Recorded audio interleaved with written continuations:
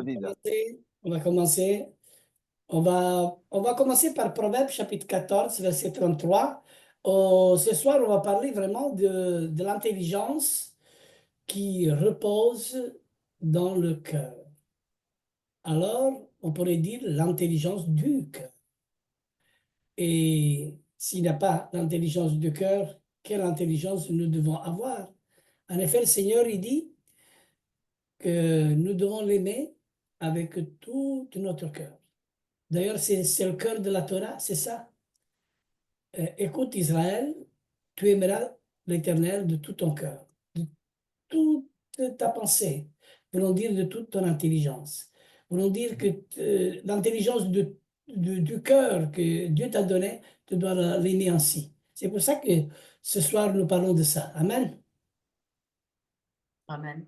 Amen. Alors, Proverbe chapitre 14, verset 33. Amen. Dans un cœur intelligent repose la sagesse, mais au milieu des insensés, elle se montre à découvert. Amen. C'est uniquement dans un cœur. Proverbe combien, s'il te plaît? Proverbe combien? 14. Proverbe 14, 33, le 33, le Verset, c'est ça. verset. Le verset. Alors, c'est dans un cœur intelligent qui repose la sagesse. Alors ici, le mot intelligent, c'est bin. Des fois, c'est tavoun, mais ici, c'est bin, qui veut dire repose la sagesse. Dans un cœur intelligent qui repose la sagesse. Et d'ailleurs, la sagesse, comme on a souvent dit, c'est un des dons de l'esprit d'Hachem. C'est un don de révélation. Comment nous pouvons avoir la révélation de Dieu sans que l'Éternel nous donne à nous-mêmes un cœur sage? Et, et c'est pour cela que ce cœur intelligent repose dans la sagesse de Dieu. Et pour bien comprendre justement cette définition, il faut définir ce que le cœur selon la parole. Il faut vraiment le définir selon la parole. D'ailleurs, on dit toujours que le cœur est le siège de... Alors là, on va faire toute une liste. Le cœur est le siège des pensées, des conversations, des amertumes, de l'amour, de la force intérieure, de l'endurcissement, des décisions. On pourrait dire beaucoup de choses, hein? Mais on va maintenant faire parler la Torah. Parce que c'est ainsi que nous pouvons nous enseigner, parce que tout cela, il est écrit dans la Torah. Et il faut savoir que le cœur, en hébreu, on dit lèvre. Et c'est la première lettre. Si la première lettre de l'alphabet hébraïque, c'est le bet, et la dernière, c'est le lamed. Mais si on en renverse lamed et bet, ça fait lèvre, qui veut dire cœur. C'est-à-dire que toute la Torah, le dernier mot, c'est cœur. C'est-à-dire que c'est dans le cœur, c'est dans un cœur qui a l'intelligence et qui repose la sagesse. C'est même la Torah même qui le dit. Alors, on va commencer pour bien comprendre les définitions de ce que le cœur est selon la parole. OK? Et on va parler d'abord, le cœur est le siège des pensées de l'homme. Regardez, Genèse chapitre 8, verset 1.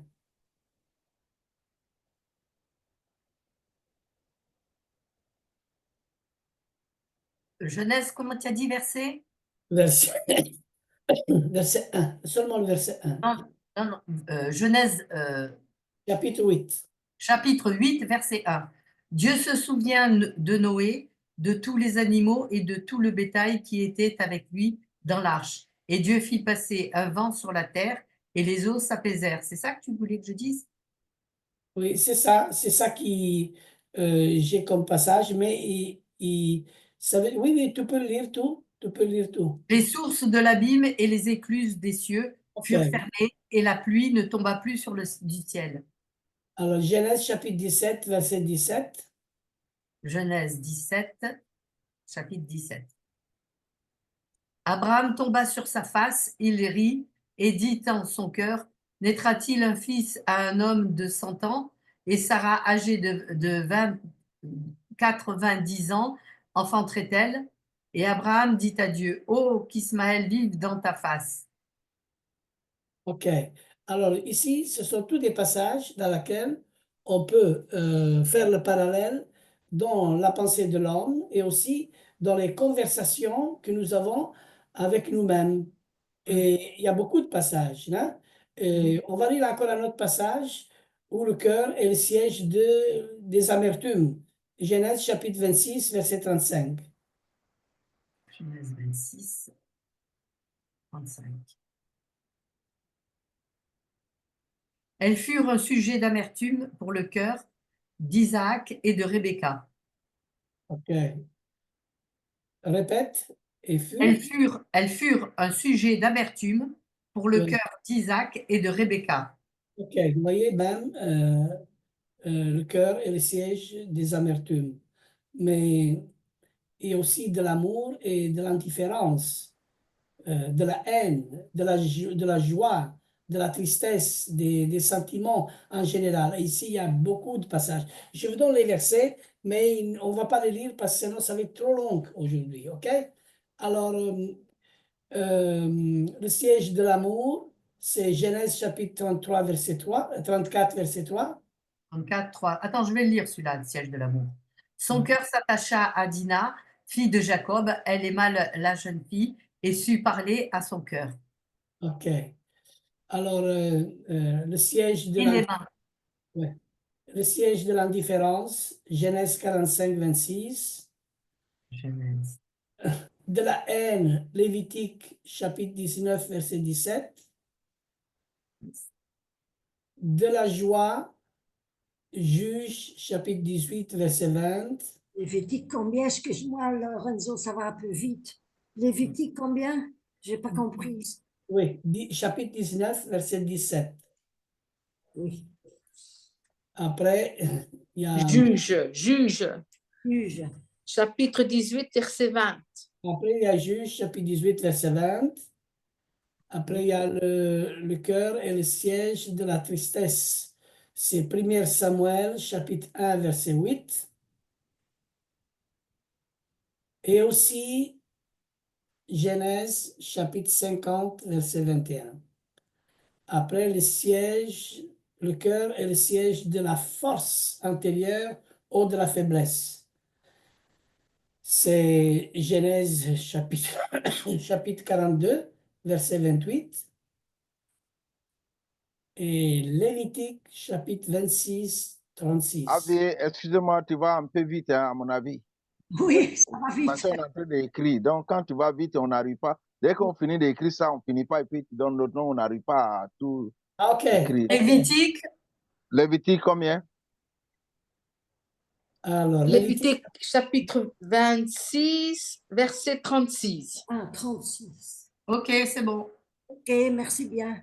1 Samuel, 1 Samuel chapitre 1, verset 8. d'accord. On est en Genèse maintenant. Genèse 50. verset 21. Puis Genèse 50, Genèse 42, verset 28. 42, verset 28. Et OK. puis Lévitique 26, verset 36. Ok, merci Thérèse. De rien, avec plaisir. Moi, je vais selon le rythme de Maman Teresa. Alors, Oui, mais non. OK, on y va. OK. Alors, le cœur est le siège aussi de l'endurcissement.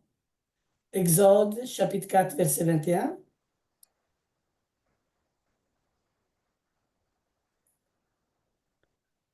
Ou aussi de la bonne volonté. Exode, chapitre 35, verset 21.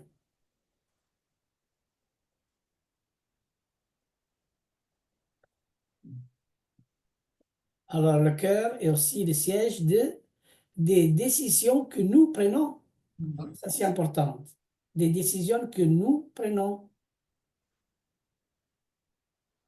Exode, chapitre 9, verset 7.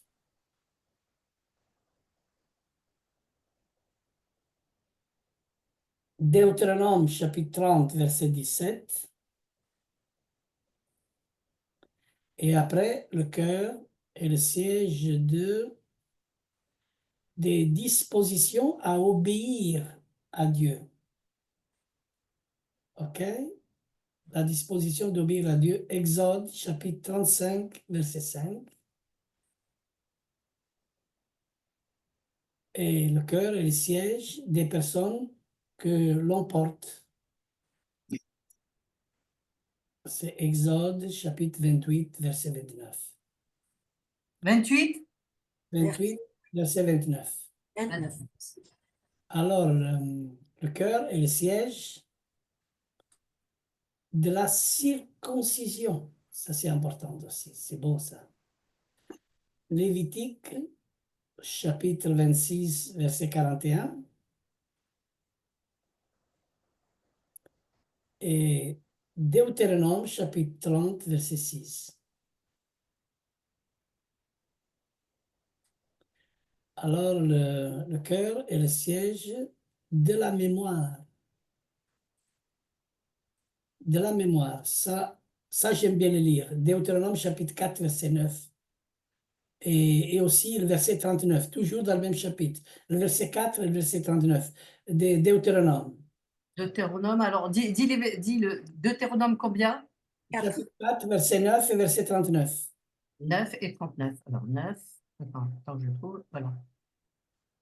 Seulement prends garde à toi et veille attentivement sur ton âme tous les jours de ta vie, de peur que tu n'oublies les choses que tes yeux ont vues et qu'elles ne sortent de ton cœur. Enseigne-les à tes enfants et aux enfants de tes enfants. Verset 39. Là, le 39. Attends, j'y vais tout doucement et sûrement. Sache donc en ce jour et retiens dans ton cœur que l'Éternel est Dieu, en haut dans le ciel et en bas sur terre, et qu'il n'y en a point d'autre. Amen. Et ça, c'est le siège de la mémoire. OK? Et aussi le siège de la Torah. Quand il dit Deutéronome chapitre 6, verset 6, quand il dit Shema Israël Adonai Eloheinu, c'est le 4. Le verset 6, ça c'est vraiment le siège de la Torah. Ça c'est vraiment le plus bon verset qu'on va Et ces dire. commandements que je te donne seront dans ton cœur. Tu les inculqueras à tes enfants, tu en parleras quand tu seras dans la maison, dans ta maison, quand tu iras en voyage, quand tu te coucheras et quand tu te lèveras. Tu les liras comme un signe sur tes mains et ils seront comme des frontaux entre tes yeux.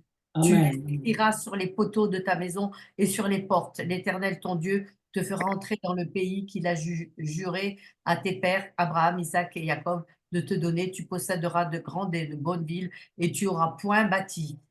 Que tu Amen. n'auras pas bâti. Alors le cœur est le siège aussi de la droiture. Josué chapitre 14, verset 7. Josué 14, 7. Alors, il y a aussi que le cœur est le siège de l'orgueil ou d'humilité. Et là, c'est Deutéronome, Devarim, chapitre 8, verset 14. Et aussi Devarim, chapitre 17, verset 20. Chapitre combien? Chapitre 17, verset 20 et chapitre 8, verset 14, Deutéronome. Merci. Afin que son cœur ne s'élève point au-dessus de ses frères et qu'il ne se détourne de ses commandements, ni à droite ni à gauche, afin qu'il prolonge ses jours dans son royaume, lui et ses enfants au milieu d'Israël. Amen. Amen. Alors le cœur est le siège aussi de la compréhension des choses de Dieu. Et là, c'est Devarim, chapitre 29, verset 4.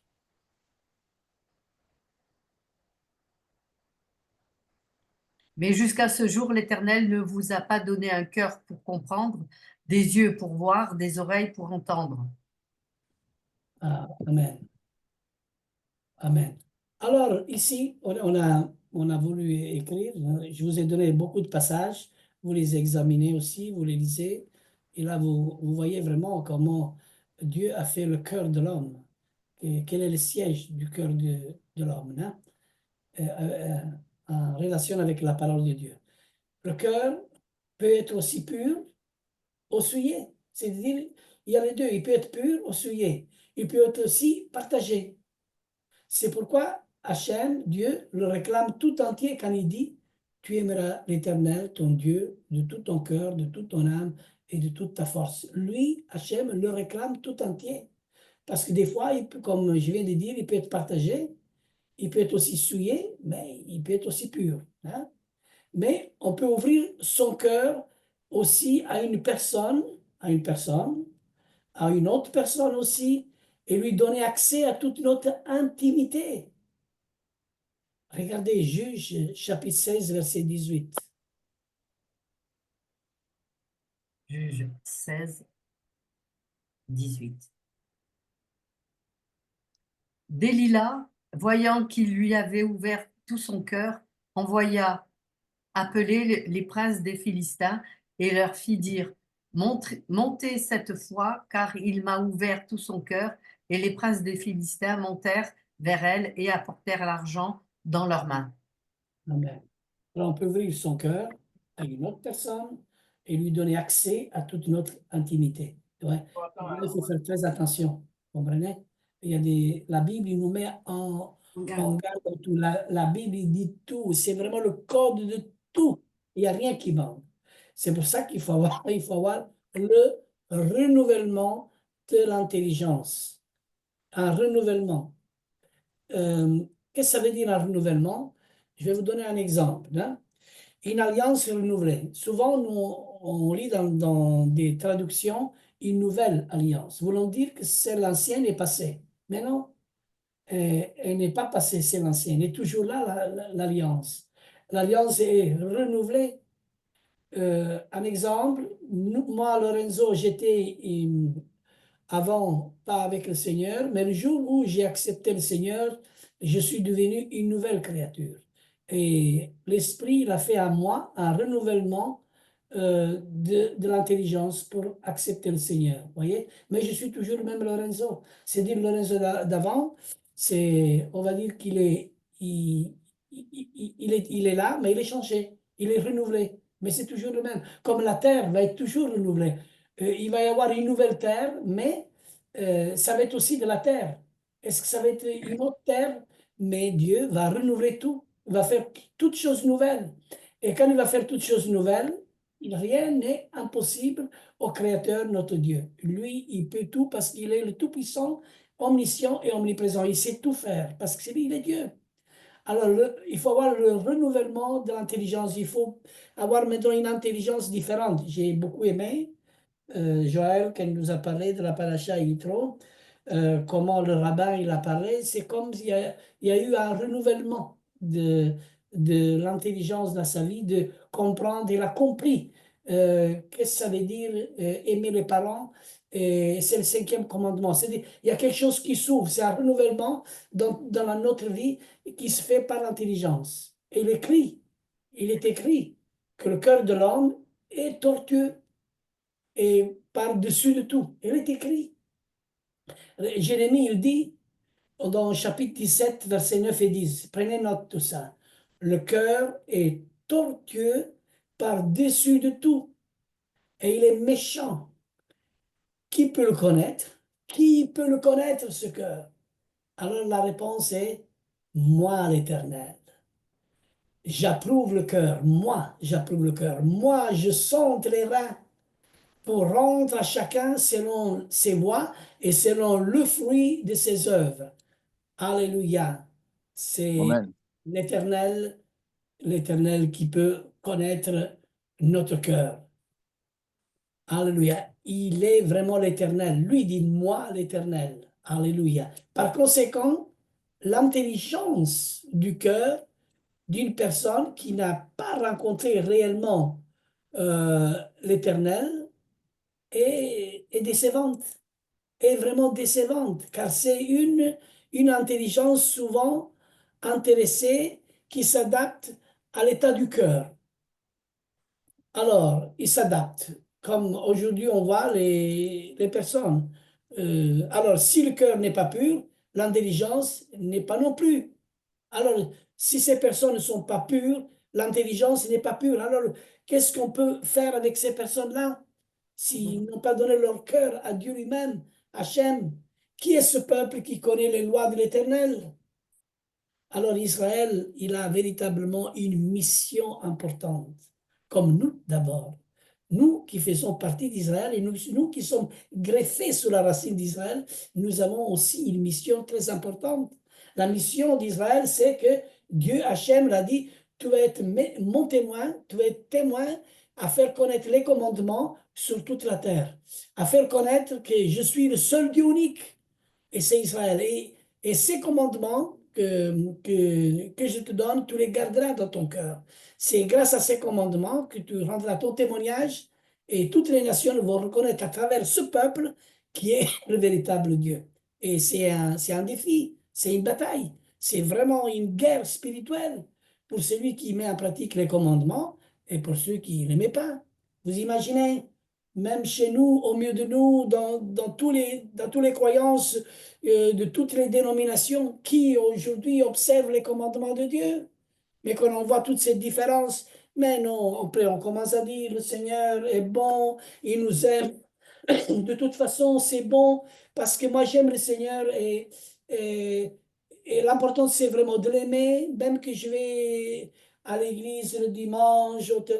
Bien sûr que dans toutes les églises, il y a le partage de la parole de Dieu, mais si le cœur n'est pas pur, l'intelligence n'est pas non plus. Si le cœur est égoïste, l'intelligence est tournée vers soi. Si le cœur est fou et fourbe, l'intelligence inventera toutes sortes de fourberies. Si le cœur aime l'argent, toute l'intelligence sera au service de maman. Et si le cœur est double, l'intelligence n'a aucun problème avec l'adultère. Bien sûr, il n'a aucun problème. Maintenant, on peut vraiment divorcer, se marier avec une autre. Tu sais, il y a toutes des choses qui se passent même dans toutes les assemblées. Ce n'est pas pour rien que David, dans le psaume 51, ce psaume de repentance, après avoir commis l'adultère et un meurtre aussi. Vous savez qu'est-ce qu'il dit David? Oh Dieu, crée à moi un cœur pur, renouvelle en moi un esprit bien disposé. Tu vas lire Joël, le psaume 51, verset 12. Je suis en train de le chercher. Psaume, voilà ça. Psaume 51, verset 12. Oui. Rends-moi la joie de ton salut et qu'un esprit de bonne volonté me soutienne. J'enseignerai tes voies à ceux qui les transgressent et les pécheurs reviendront à toi. Verset 12, 51, verset 12. Ben oui. Attends, ben c'est. Attends. Ne me rejette pas. 12. Rends-moi la joie de ton salut et qu'un esprit de bonne volonté me soutienne. 51, 12. Oui, oui. Qu'est-ce qu'il dit dans ta Bible, pasteur Jean-Baptiste? Ah, voilà. En 10, ô Dieu, crée en moi un cœur pur, renouvelle en moi un esprit bien disposé. Ça, c'est le Amen. numéro 10, 51, 10. Oh là là, ah, ok, parce que des fois, il y a des passages, mais oh Dieu, crée en moi ce cœur pur, renouvelle en moi un Un esprit. esprit bien disposé. C'est-à-dire le mot traduit par créer, elle-même, que c'est lui utilise selon. Oui, dans ma version, c'est le verset 12. Hein. Ouais, et Dit, moi, c'est 10. crée en moi un cœur pur, ô Oui, Dieu. Renouvelle en moi un esprit résolu. oui, parce qu'il y a des Bibles, il y a des Bibles qui ne sont pas correctes. C'est pour ça qu'il faut toujours faire attention avec toutes les traductions qu'on a, et il faut toujours vérifier dans une Bible à l'autre. Hein? OK. Alors ici, le mot traduit par créer est le même que celui utilisé lorsque Dieu a créé le monde. Et quel est le mot créé? Bara, qui signifie créer à partir de rien. créé à partir de rien. En réalité, ce n'est pas exact. Dieu a créé le monde à partir de lui-même. À partir de lui-même. On dit créé à partir de rien. Mais en réalité, Dieu a créé le monde à partir de lui-même. Parce que lui, il a créé de lui-même. Et déjà, tout était déjà à l'existence. Voulons dire, vous savez, il y a ici une profondeur où, dans le premier passage de la Genèse, il dit le commencement créa les Elohim. Le Bereshit bara Elohim. C'est-à-dire, Bereshit, c'est le commencement. On peut dire le choix qui est le commencement. Bara, créa, parce que toute chose a été créée par la parole. J'entends de bruit, s'il vous plaît. Vous voulez fermer le micro? OK. Oui, Edras, il faut fermer ton micro, s'il te plaît. Ah, d'accord. Pardon.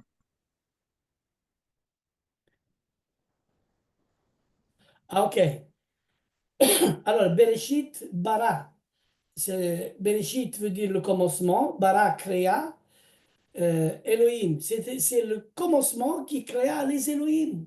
Alors, nous traduisons toujours au commencement, Dieu créa. Et le mot bara, c'est en troisième place. Mais en effet, dans la Torah, c'est la deuxième parole. C'est la deuxième place. Bereshit bara. C'est dire, c'est le commencement créa. Le commencement créa quoi? Qui est ce commencement? C'est Dieu unique, le Dieu unique. Ce Dieu unique qui est, d'ailleurs on trouve dans la parole, que toute chose a été créée par la parole, et la parole est Dieu, et cette parole qui est Dieu, c'est celle qui est sortie du Père, dans laquelle crée tout. Alors il crée tout, il a créé les Elohim.